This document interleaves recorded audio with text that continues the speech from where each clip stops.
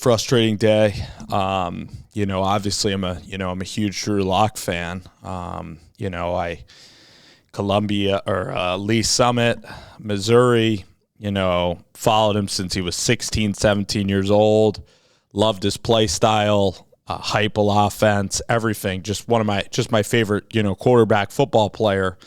And, in Denver I followed his entire career, every single snap. And you had Pat Shurmur. You also had the first year you had what's his name? The coach, Denver. Fangio was there. I don't know if it was like Vance Joseph or something, but it was like Flacco, and then they put like Lock in at the end of the game, and they had Scangarello actually the first year, and I guess it was Elway and Fangio maybe the entire time. Got injured in the Steelers game, terrible break. Got injured there, and and then had a terrible second season, just brutal. I don't know. Then was it the COVID year? Last year he loses to Bridgewater, terrible again. Coaching staff doesn't like him, devastating. And, the kid has talent. He could really throw the ball, velocity. I see it.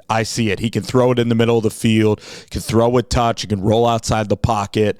He's matured immensely. He's learned the game. He used to be the gunslinger, and he's really, I'm telling you that this guy has matured and that he's ready to lead a team. And he just needs the chance, but he also needs to play well.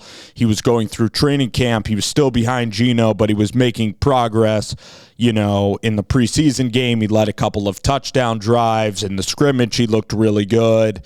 And then today's news is that he has 3 days to prepare for the Chicago Bears, which, again, kind of is a little bit of BS from, Seattle, because, they're basically still like, Carroll says Geno's still winning, and Carroll's like, Geno was 10 for 10, which yes, but you're also giving Lock like literally 2 days to practice before a primetime game against Chicago anyway. He was terrible today, Drew Lock, and Geno Smith did have a great day. Now, I'm a Drew Lock fan. I never root for injuries, but I'm hoping for the Bears defense to shut out Geno Smith, intercept him a couple of times, and then I'm rooting for Drew Lock to come back against the Cowboys and actually get an opportunity to win the job outright. The only way it's going to happen now is something outside of Lock's control, is if the Chicago Bears and the Seahawks defense in practice obliterates Geno Smith to the point where he doesn't win the job and where the job's still open when Lock returns. Who knows if any other players, got COVID. Maybe for Drew Lock, listen, it could have been, you could have had a season-ending injury. There could have been worse things that have happened to you. Maybe now with the virus or the protocols, you could be out of COVID for at least 3 months. You could be immune to it. There could be other star players that are obviously going to be getting COVID still during the season because of the testing. So it's very unfortunate. You could look at it and think, God hates Drew Lock and God hates Drew Lock fans, that on the one day you're so excited for Thursday. It's the Super Bowl if you're a Drew Lock fan. It's the Super Bowl. It's this kid that you've always believed in, that you want to see him prove the doubters wrong.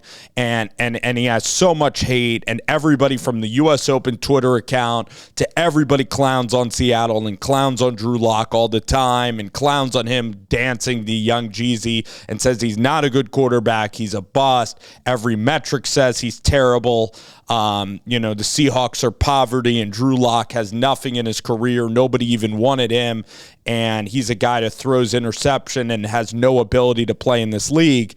I wanted that narrative to be tested this year because I wanted a full season of Lock, and now it's in jeopardy because now if Geno Smith starts out the year, we're not going to get a Lock season, and I just want clarity. I want Lock to get an opportunity. Who knows how it's going to be handled now? Who knows if he'll be able to play in this Cowboys game and play to the level that the coaches still give him an opportunity in this quarterback race. But it sucks, but guess what? I was having this conversation, good friend of mine, it sucks, but you got to put it behind you. You're allowed to be upset. Absolutely. You're allowed to show emotion as a human being. That's what we're all here to do. We're not perfect. We're not God or we're not whatever. But the point is now that we move forward. And us as Lock fans that are watching this video, we move forward to the Cowboys game. We root for the Bears defense. And I'm not a Seahawks fan. I'm a Drew Lock fan. And I do like Pete Carroll, and I like that Shane Waldron at least gave him a chance in this competition. Let him start against the Cowboys. Give him the one start. You're giving Geno already the start.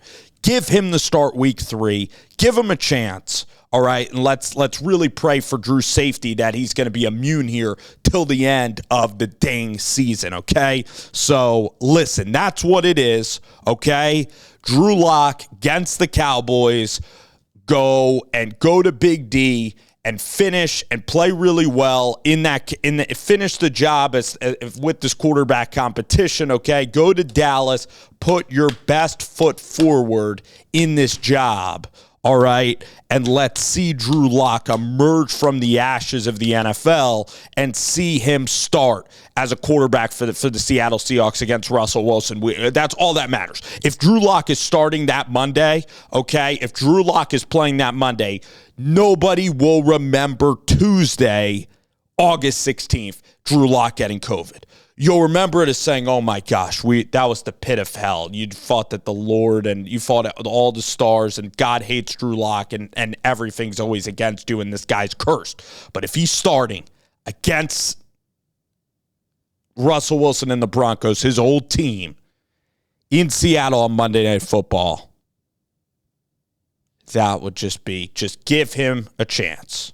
Just let that be a chance. I think he could do it. Keep the faith, keep moving forward. That's what you do. You could wallow away, you could wallow and be really angry about this, or you could move forward.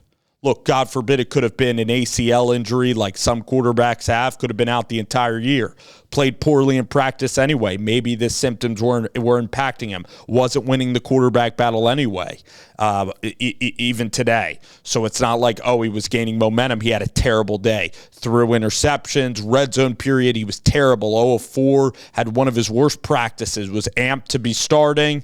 And listen, they were throwing him to the wolves anyway, if you think about it. See, we're putting a positive spin, but also a realistic spin. He would have only had 2 days to prepare. Geno had like 2 weeks to prepare for the Steelers start, okay? Against Chicago on Thursday night, you're literally going to give the guy that's not in the system, you're going to give him 2 days to prepare for a game, okay? Like 3 days after. We go from Saturday to Thursday, whatever. That's 5 days. That's terrible. Now Lock can maybe get 8 days. So think about it like that. He was terrible in practice today. If they didn't test him, he maybe would have, had flu-like symptoms and been horrific in that game.